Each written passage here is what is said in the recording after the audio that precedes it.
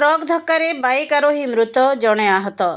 सुवर्णपुर जिला डुंगरीपाली block truck धक्कारे bike आरोही मृत जणे आहत।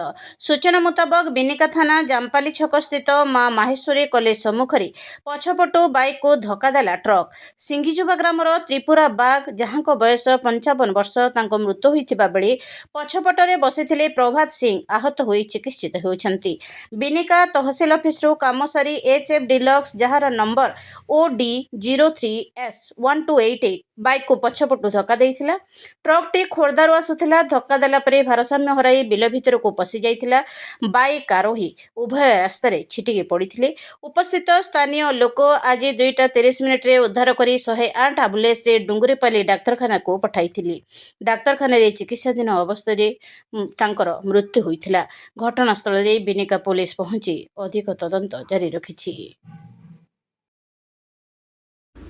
Ion higher secondary school of science technology Dungripali एठारे उन्नत मानर क्लासरूम अत्याधुनिक लैबोरेटरी योगा क्लास एक्सपीरियंस शिक्षक द्वारा शिक्षादान उपलब्ध सहित छात्र छात्री मानक पय स्वतंत्र हॉस्टेल सुविधा उपलब्ध।